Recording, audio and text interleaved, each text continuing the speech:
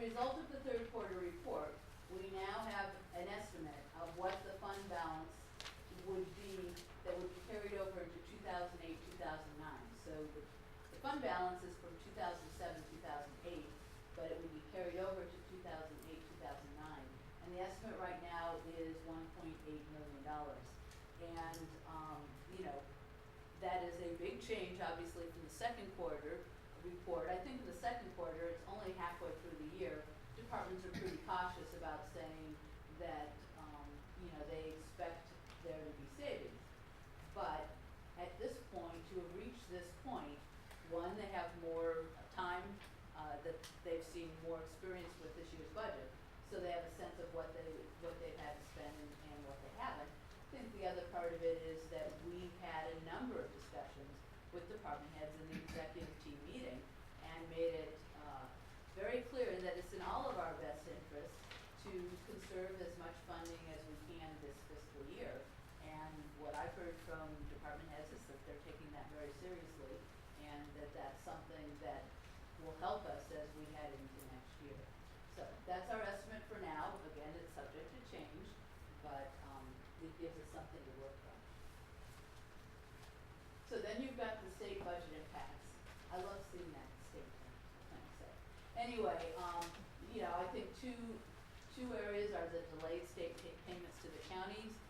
What that means is counties will have to it shifts interest costs to the county. Essentially, the state is using the counties as a bank, as usual. And, you know, when I think about the state budget where you're connecting chronic borrowers with chronic gamblers, it's just not a good combination.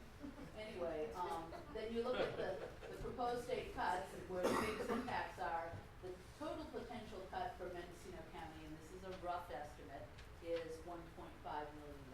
So that's what we're potentially looking at. And then the state cuts are, you've already heard where they are. There's reduced public safety subventions, library subvention, and then the various social services programs.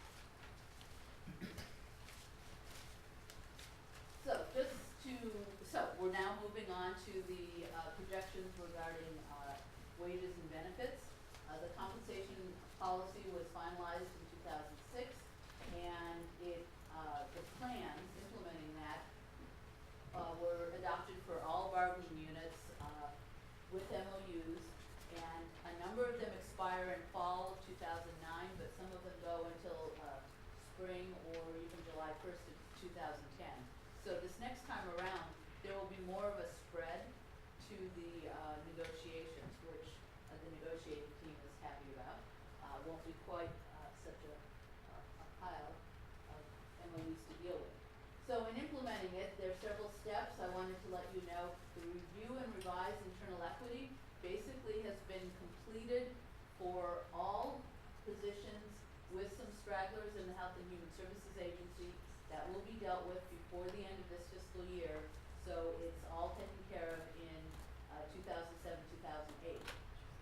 We kind of went out of order. The salary surveys have been conducted already for the market adjustment in 2008, 2009, the one that would be effective in July of 2008.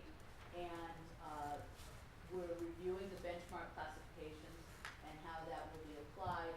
And then we'll go ahead with implementing those market adjustments and then the COLAs. And depending on the bargaining unit, the COLAs do happen at different times, and the market adjustments happen at different times. DSA and McLEMA are on a different time schedule, different calendar than the general bargaining unit, probation bargaining units, management departments, etc. And the attorneys are on yet another schedule. So, in looking at the projections, we looked at what the maximum adjustment would be, and now that we have the salary surveys, we are actually figuring out more specifically what it would be, and that projection is being refined. It's too early to say exactly what it's going to be, but what this means, which I'll talk about later in budget balancing, is it just means that if there's less of an increase, then it will mean fewer cuts to deal with it. So that's how that And then the health plan increase for January 2009 is projected for planning purposes only at 16%. That's not one that we can do anything with until the actuarial review is done, because it's just too up in the air to be able to project anything else. In terms of debts and liabilities, the amortization schedules were actually set in 2005, and they have been adhered to each year. And in 2007-08, we received direction to recalculate the amortization schedule for Peter Plan, and we're working on doing that. And it's very important that we stick to these schedules, because it does show up in the county's annual audit and in its credit rating. So this is part of our long-term push to reduce the level of debt that the county is carrying. So in terms of the Teeter Plan, just real quickly, for people who aren't familiar with it, the county purchases unpaid property tax liability from other governments, and then they get to keep the tax revenues, including the penalty fees. So essentially, City of Willits gets the full